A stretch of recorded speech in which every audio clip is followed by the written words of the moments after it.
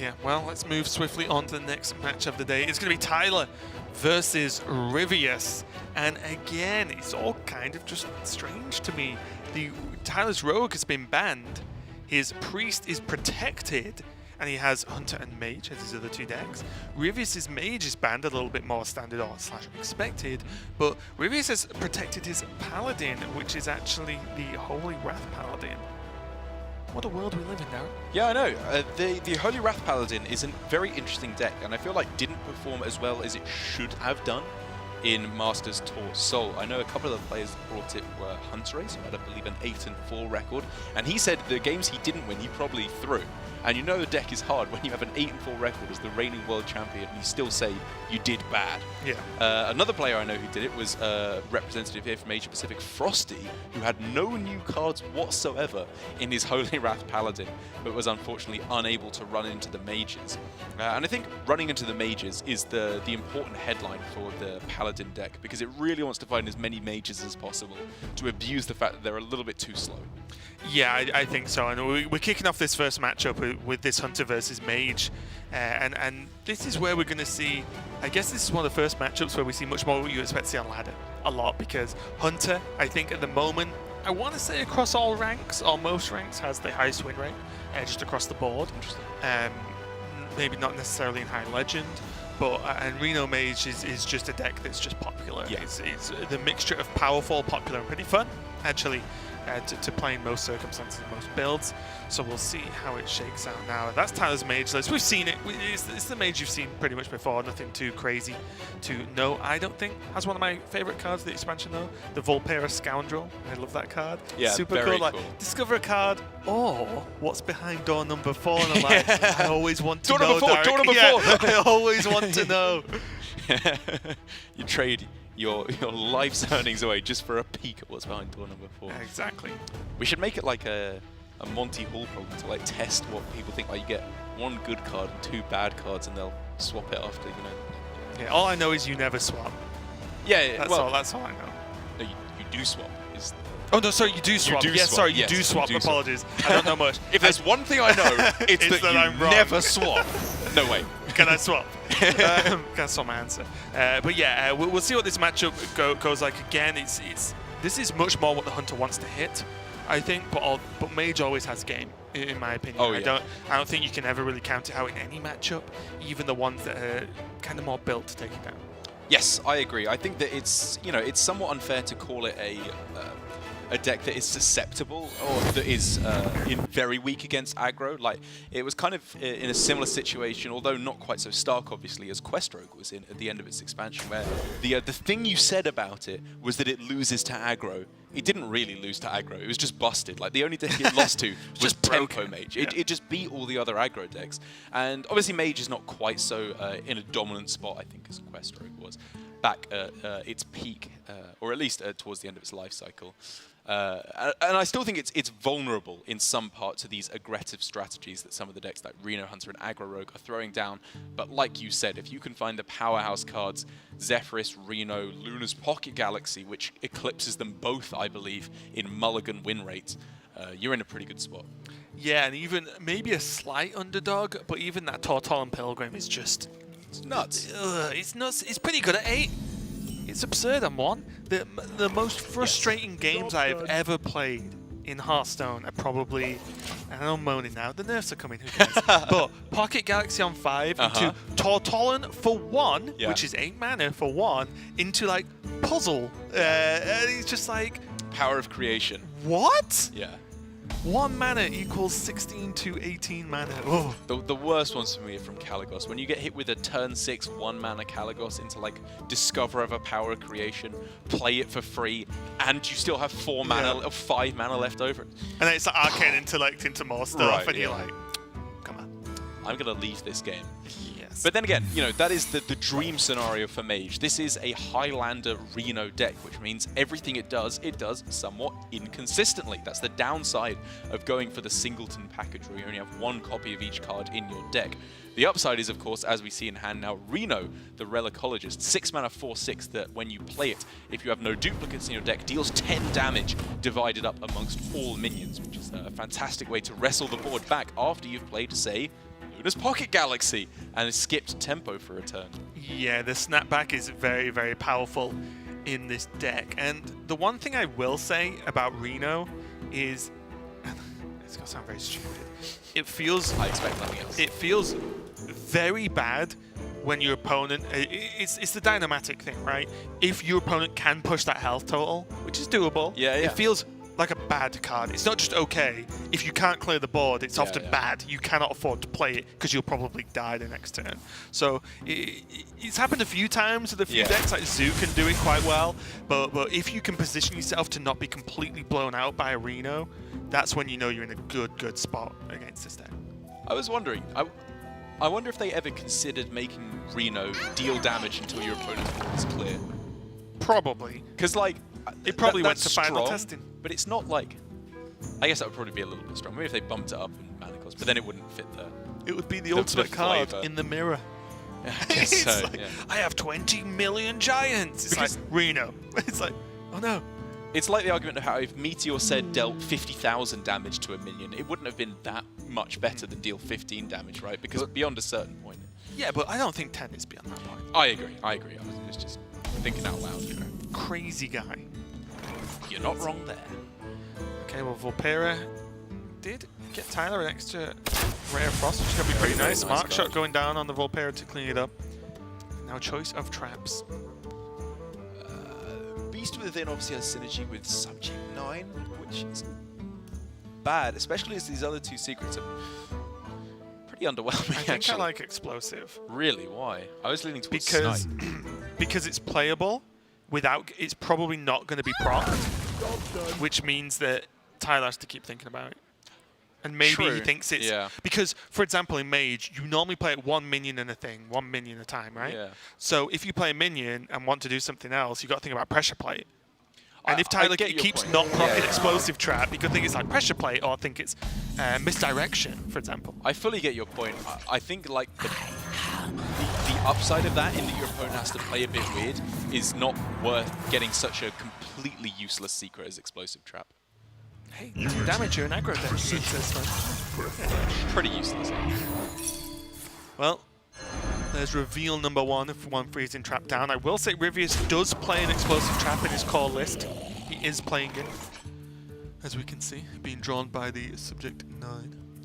Up to the perfect 10 hand size now. He needs to figure out how to use all these resources that he's accrued.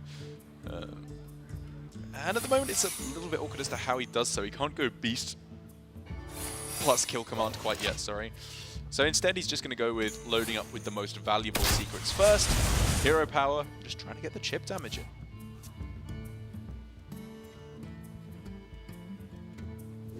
It's pretty crazy how little damage you have to do with Highlander. So when you factor in that you have Leroy, Dino Tamer Bran, and King. Right. Like, even just those is guaranteed spells that you go face. And Life Drinker as well. Like, that's over half their health already just written off.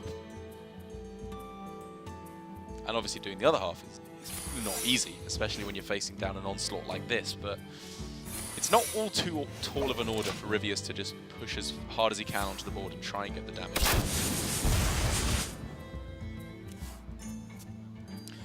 And while we've been mainly focusing on Ryvius' side, I mean, mainly because Tyler's just been playing cards on curve, as the game plan so often is when you don't play Luna's Pocket Galaxy. But I'd say it's a pretty standard game plan he's got going at the moment. Maybe he could have tried to fit in Giant a tad sooner. But we could see that now, right, with Giant Coin Barista, if he wanted to. Or obviously coin one of his Necrons. Flare? Oh no, he wouldn't want to do that for Pressure Plate. Yeah, this is much better.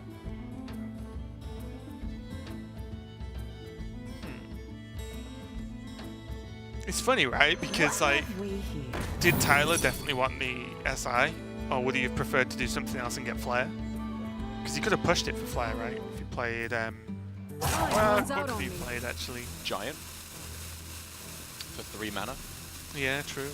That's what I mean, and this is already where Zephyrus just gets weird, right? Because is that what you'd really want? I would, or would you much prefer rather to have played for it.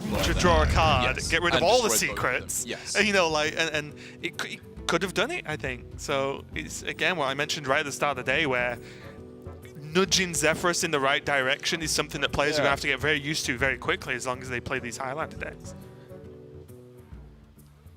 It's an interesting point.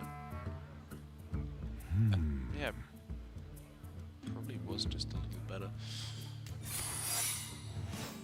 I guess Flare. I mean, if you don't get Flare, you're very sad there because you can't play a third card because of Rat Trap. Right. But I think overall, I agree with you. You could have gone with a slightly better outcome there off of Zephyrus.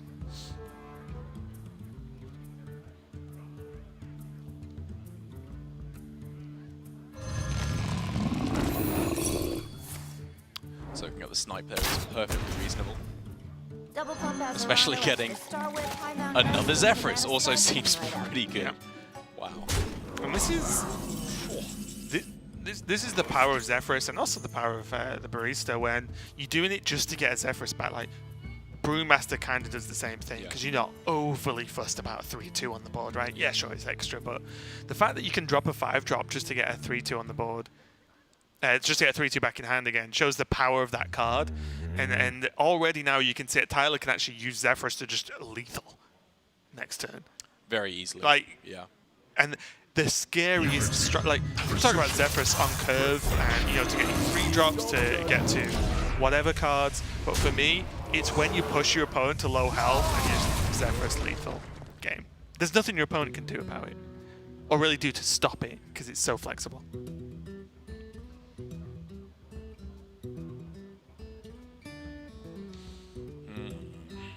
Now Tyler obviously wanting to try and home in on the kill here, but I think needs to be a little bit more cautious first. Like, what is he losing to? What happens if Zul'jin comes down? What happens if Zephyrus comes down from Ryvius? And I think, you know, a reasonable answer to all of those would be Reno on this turn. Clear the board, push the damage phase. Yeah, I like it a lot. I love the animation too, it's so sick. Just It like is. a crystal mini gun. Just A god tier mini. God tier mini, I agree. wow. You can infiltrate again.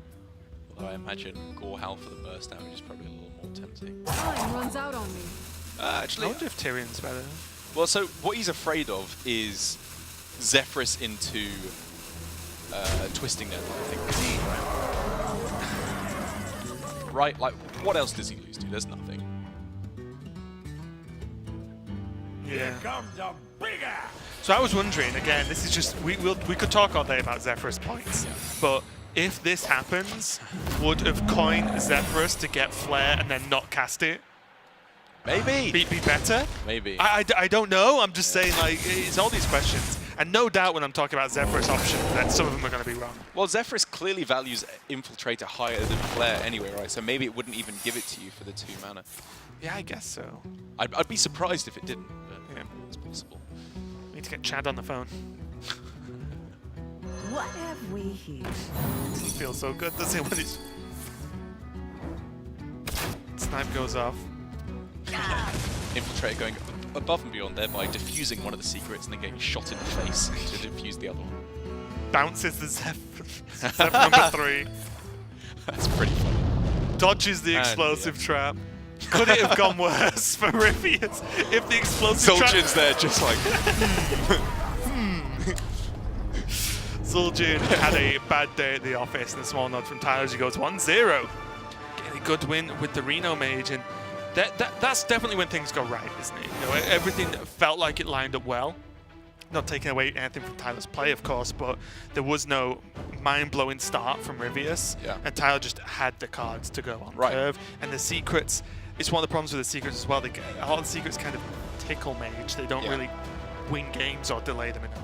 And that's maybe a glimpse into the future as well of what Mage may look like, because that was just playing stuff on curve. Still seemed pretty strong. No Conjurers, no Lunas. Exactly, no Luna's Galaxy, and of course no Conjurers means that it was just playing a fair game, and it still looked, in that particular instance at least, pretty powerful. It really, really did. But that was just game number 1 of Ryvius versus Tyler. We've got game number 2 coming right up. Don't go anywhere. We'll be right back. Well played.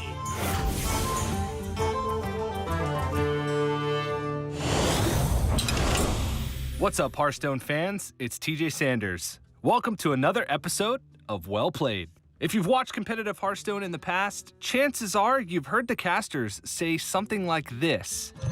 He has nothing. Ooh, this is weird. The game turns around this turn. But why didn't we play? I guess he wants to. Okay, so I understand what it's Casey's doing. Conceal information. Exactly. At first glance, what you do and don't know in a game of Hearthstone appears to be pretty straightforward. Both players can see everything that happens on the board, and when you see your opponent's class, you can get a good idea of what cards they might have in deck. Information is everything in the tavern. The most valuable information? What's in your opponent's hand. And yet, players of all levels can be prone to certain bad habits that unnecessarily give away that precious info.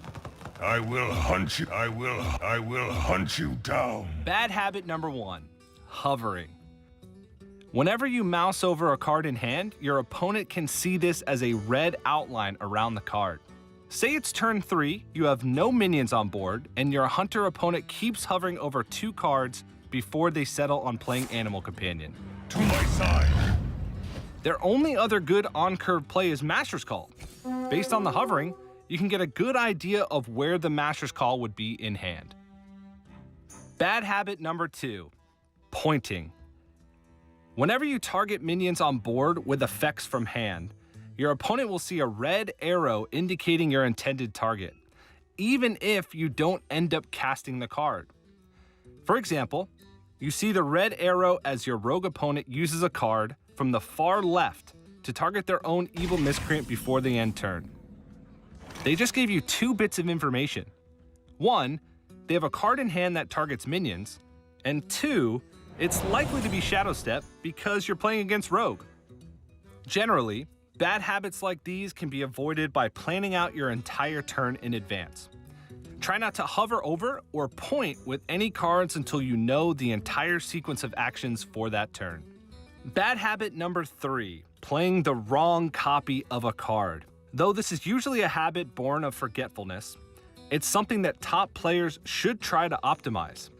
The meta these days is rife with cards that generate other cards. Every once in a while, especially when you can discover, you end up with additional copies of cards you already run in your deck. Cards like these tend to be more valuable because your opponent can rarely account for them. When I play Cyclone Mage or Tempo Rogue, I often find myself asking, wait, which one of these started in my deck again? Unlike the history bar, where generated cards played are labeled with created by, nothing in your hand has such a label. If you're forgetful like me, here's a pro tip. Use golden cards. A golden Shimmerfly would also produce a golden Deadly Shot, and when you run into a memory block, all you need to remember is, save the shiny one. Bad habits can be hard to break, but if you consciously remind yourself of these simple solutions, you'll be reading hands like a Grandmaster in no time.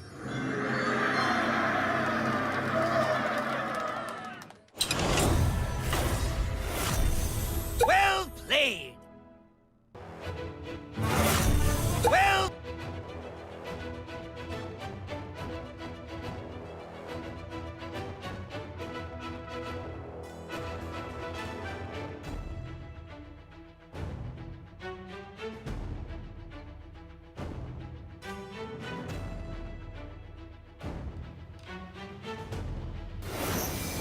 We've got Tyler versus Ryvius continuing now, and I believe Ryvius is moving on to his Paladin deck, which he protected.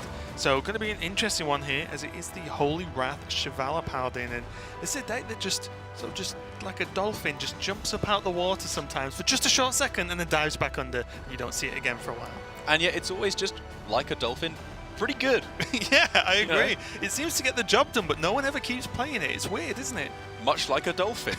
Yeah, I think we might have run that now Yeah. into the ground. But yeah, I agree. I think it's in a pretty good spot at the moment, with Bomb Warrior taking a bit of a back seat, at least compared to Control Warrior. I think it's definitely allowed this kind of OTK Shivala Paladin to come into the forefront, because obviously in a deck that draws its entire deck as the entire point of the deck, when you're shuffling a bunch of bombs into your deck, you're going to be losing very, very quickly.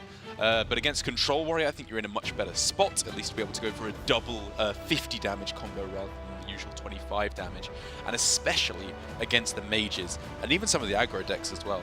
I think this is a good meta call. Yeah, and you see where the lineups really come into it, though, because you talked a lot about how you have to deal with Warrior.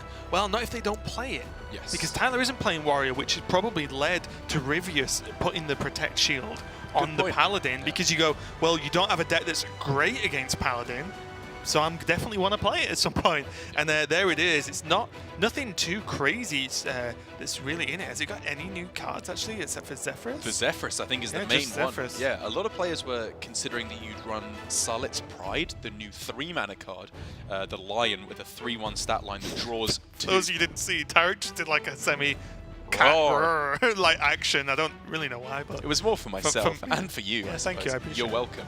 As it draws 2 1-health minions from your deck, which can obviously be very good to find yourself. Novice Engineers in particular, as well as, I guess that's it if you're not playing Blood Mage Thalmos. You know, a couple of extra things in there, especially if you're playing Elven Archers.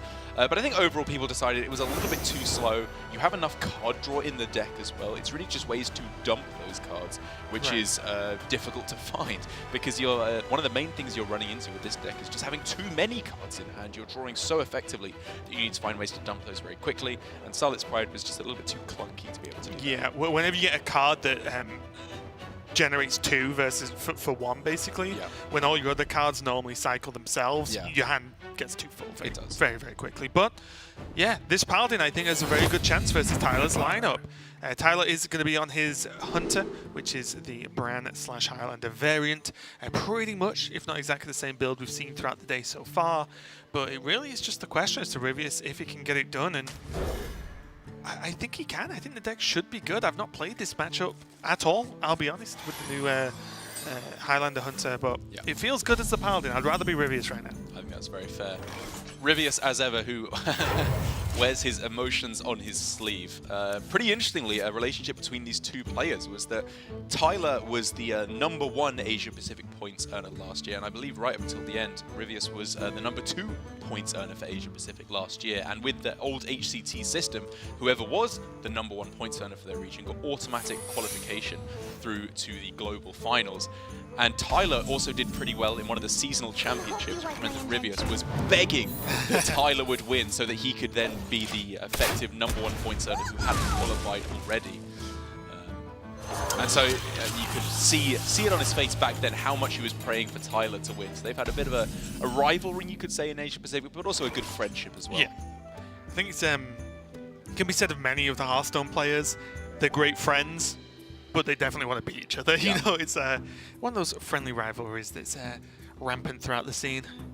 We see Snip Snap coming down, basically offers Ryvius his first, I would say, problem, in the fact that, yes, okay, True Silver Champion's good at clearing this, but he's still going to start to get chipped away by the other minions as well, and just going to keep an eye on whenever there's chip damage, especially from Hunter. We talked about how much burst is potentially available due to Zephyrus.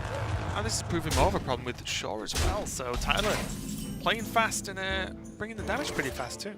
Yeah, I think Ryvius is still perfectly justified here in just going for Prismatic Lens. Like, we could look at Wild Pyromancer into the Flash of Light to clear up the 1/1s and take out the majority of Houndmaster Shaw. What if he just hits It doesn't Consecrates? actually sound so bad right now. Yeah, I guess so. It doesn't draw a card, but yeah, the Flash of Light will draw a card at some point, I suppose. And also, you're not really getting tons of good Consecrates off in the deck. It's going to go for the Flash, okay.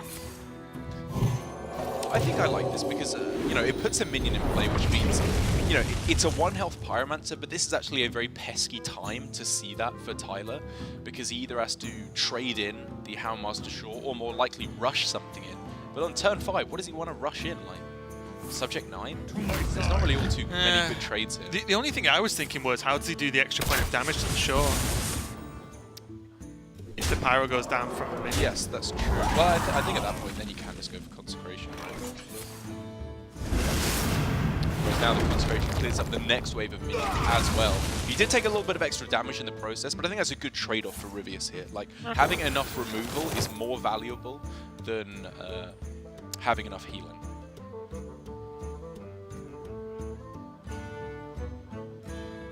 Hunter's Pack not quite as good as it went for Surrender, but still not bad though. You've still got to realize that's just one card has gave him 3 in his hand, and he can do something with it. It's extra threats, extra secret generation for Zul'jin later. It's just not bad. I still can't get over the fact that the 2 beasts I named in Hunter's Pack, in King Crush and Savannah Highmane, were literally the 2 beasts runner that he generated. Like, I'm not going to say what are the odds because someone will tweet it at me and I don't care.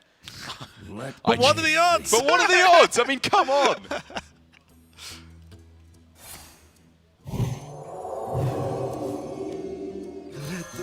Small thing, a lot of the timeouts when this deck initially came about were used as last-ditch attempts to get to Shivala, get to the empty deck.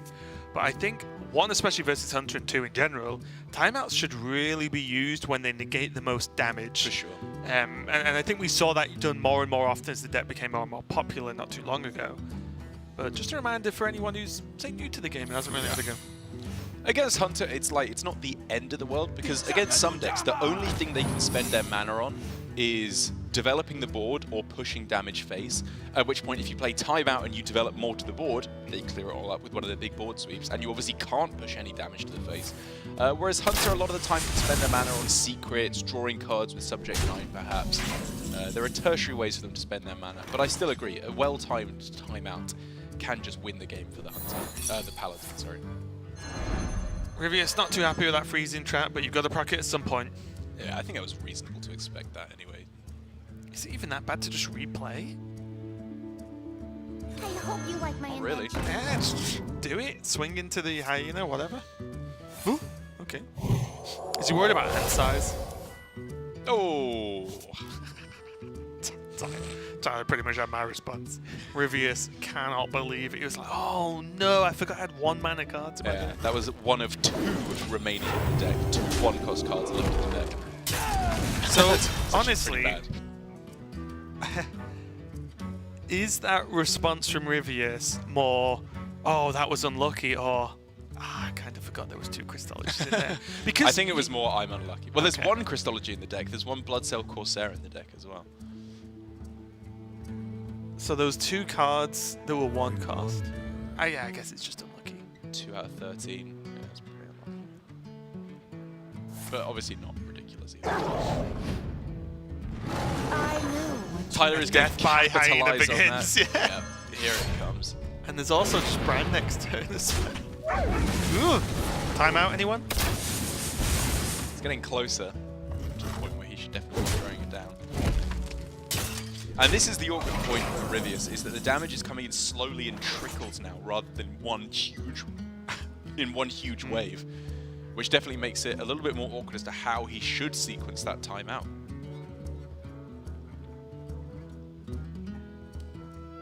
Oh, it's 2 mana off doing what I would love to do. Which is? Like timeout, True Silver, Kangor, Swing. That sounds good. I mean, timeout True Silver, it negates what, 4 damage off the swing, it's not the worst.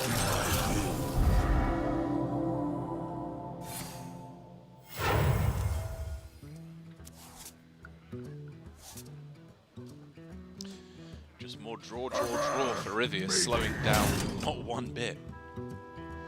Yeah, I mean, with the equipping the True Silver, he knows that as soon as he can do the turn, he wins. Because unless there's exactly Zul'jin played, 1 swing of True Silver plus the Holy Wrath for 25 ends the game. Whoa, really close to lethal now though for Tyler. That is 8 damage, 10 damage. Like either way, whether he goes for Dino Tamer Brown or Kill Command Life Drinker, I think it's the same amount of damage. Do you just trade and then just drop the 2 4-drops? I wonder. Tempting. I think he'd probably like to just get Dino Tamer Brown down though. Like it's the biggest body he can get in play, and it allows him to fit in the hero power too. Or I was seeing 2 holy, 2 flash of light. Sorry. Do you ever ignore Kangor and just go? Just dump everything? I don't think you can. Like even just a swing of the True Silver is already so bad. Right? Well, Tyler thinks you can ignore Kangor. Tyler disagrees. There's literally Shivala that causes a problem here. I guess so. I guess maybe I'm overestimating the amount of healing Because in the deck. he still has Life Drinker Kill Command. weapon hero power next turn. Fair point. The swing heals him for 4. That is not enough. Well, the Kangor heals him for 2 as well, which is up to 11. Right. And there's, what, 5, 6, 7, 8, 9, 10, 11, just 12 next Okay. turn.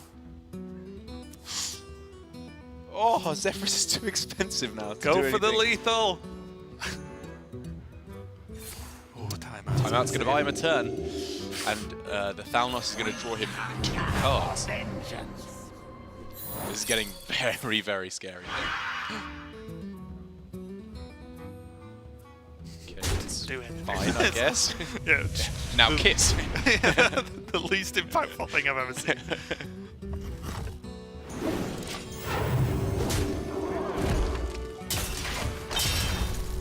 Oh, was that rat trap? I think it was a rat trap.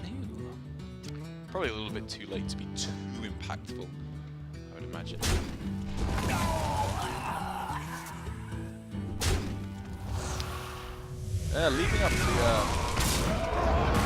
Leaving up the Kangor was pretty good actually. Just getting the extra damage through to face. Like extra heal came through, but it really wasn't too bad. Yeah, and it's the fact that he has Life Drinker and Kill Command, right? That's just so much extra damage. Yeah. Hero power just to press it. I like Just it. to psych his opponent out. I like the alpha, I think.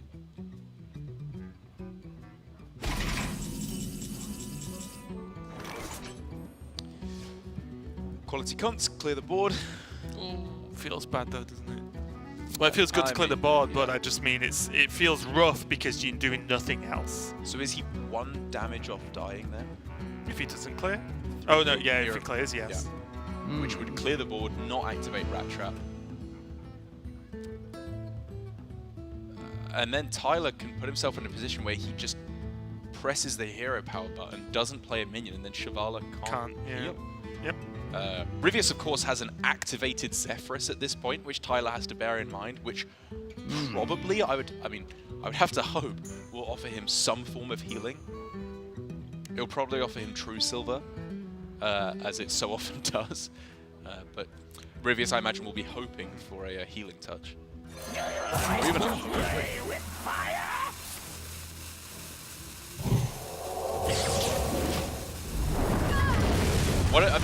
whatever form of board glue was made there. That's Did one miss a- extra damage. Did miss a Not hero got the power. mana though. Unleashed Downs is already played, I think, right? I think he did, yeah. Yeah. Missing the hero power seems like a suspect. No, because... oh, yeah, okay. Yeah, I mean, I guess. might make a difference. I you guess, never know. like, Trades with Zul'jin. yeah, trades with a consecration.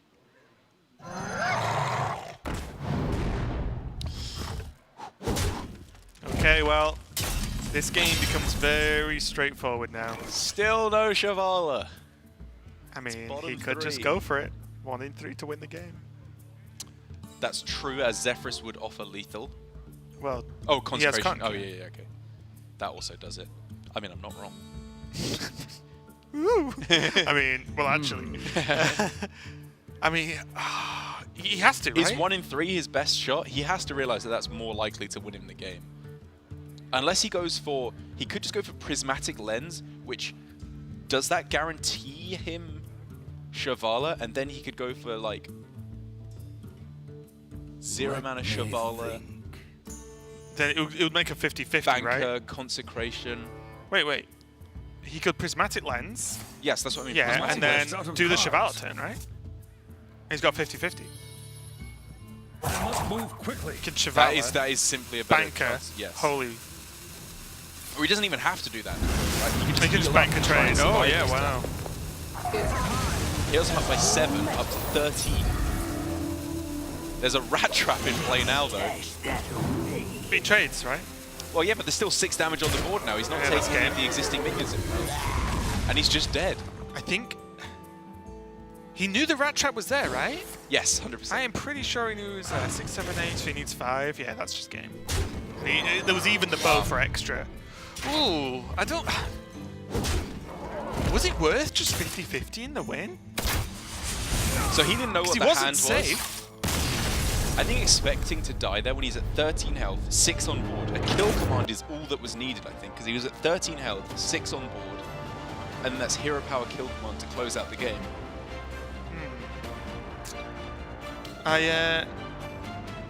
That's a tough one. Like, it's easy for me to say because I saw his hand, right? So you're always going to be clouded by that. But I feel like it's that one turn was one turn too many to try and take. Right. I feel like just going 50-50. It's you not heal, bad. so you might It's not be not dead bad. anyway. Yeah. So you can 50-50, and if you don't get it, you can just do it next turn, right? Because if you don't, if you draw Chevalier again, there was a second bank. So although you do the damage, you get another Chevalier, and maybe that can just win you the game anyway, because Tyler was nearly out of cards. I don't know. That's a tough one. Yeah, I think it was a little bit of a mistake there from Ryvius when he knew he could have gone for the chance to end the game on the spot, and I think also end up with a pretty good shot to still recover even if he missed. I'm trying to run through the scenarios. I think what would happen is he would, if he missed, he would be in roughly the same spot. Yeah. But I guess he would be dead because the hyenas wouldn't have been consecrated, right? Because he couldn't consecrate. So it was literally a 50-50 that turn, or I hope he doesn't survive. Hope he does survive. Yeah. And then guarantee the turn after. So kind of just a weird game to end on, basically. But Tyler, that means he is taking that 2-0, I believe. Pretty good start for Tyler. Does indeed. I think we're going to get our first interview of the day with Tyler in a minute when we get that set up. Glad to see him back on form. Towards the end of Grandmasters last season, he was looking a little bit out of form, I would say. Obviously, he was hanging around in Vegas on the tour stop there, having a good time with his friends. And I think It is allowed sometimes, exactly, I guess, sometimes. Not dedicating as much time to Hearthstone as he has been known to do. Again, Tyler, the original Hearthstone grinder. And it's good to see him looking a little bit more back on form here in Grandmasters Season 2. Yeah, and it's nice for us as well because it's the first time, unfortunately due to some language barriers, me and Derek have been slacking and not learning every language under the sun, but we get to talk It's like 3. talk to the players. We've got to learn English first. We get to talk to one of the players about what they think of the format and everything. I'm very interested because, we've seen the players tweet and stuff like that about the original thoughts about the format changing, but now it's happened. We can see. So I believe we do have Tyler standing by. Can you hear us? Yeah, I can hear you. Hi. Hey, so congratulations on a great start to Grandmaster Season 2. I just want to ask straight away, how you found the format change, and have you enjoyed approaching this with 4 decks, with the shield, with the ban, so on and so on? I'm so happy we get to play more decks, man. Like, I feel like if we get to play more decks, we can actually show that we're good at the game, rather than like just playing one deck like last season. Like, last season was cool, but after a while, like if you just keep playing one deck, you'll eventually become good at the deck, and there's not really a challenge to it. And right now, I feel like actually I'm being challenged. I actually have to practice the game, and I actually have to try hard to get good at all these decks. So I'm very excited. Yeah, how did you find it coming up with the lineup? Because for me, when I got told what the format was going to be, I had to stop and think for a very long time how the shield plus the ban affects what lineup you even take. So did you find that difficult, or was it pretty easy? Yeah, no, it was super difficult. I still haven't figured it out. So this time around, I just brought 4 decks that I thought were strong and just go with the flow and see how it turns out. I guess my question is more about how your your relationship with Hearthstone at the moment, because I know it's been kind of turbulent with you over the last year or so. I mean, yeah, that's putting it lightly. Because after at Seoul, I know you had a pretty miserable run there, which isn't necessarily a bad thing when you're in Korea with all your friends. But just how you're feeling about Hearthstone at the moment, how Seoul affected your mindset as well. Yeah, like obviously, like whenever you are going on a losing streak, it hurts. Obviously, like you try to hide it and you try to like brush it off, like it's okay. But obviously, you want to win. And yeah, I've just been playing more Hearthstone. Like there were seasons where I didn't even hit Legend because ladder didn't matter, and like now I'm at least Legend, so we're getting there. Getting Tyler back on form. I like it. But no, it was a cool first match to see, and you're off to a great start versus Ryvius as well, one of your friends, so I'm sure that felt maybe good to take down a rival. But no, congratulations, and we'll see you a little bit later, mate. Yeah, thanks, man. Thanks, Raiden. Thanks, Eric. Okay, and we've got plenty more matchups coming up. As you may have noticed, we are changing. One of the many changes to this season is the 6 matches. What was Super Sunday for us is now Super Friday, or maybe a name we have to think about later on that sounds a little bit Funtime Friday. Funtime Friday.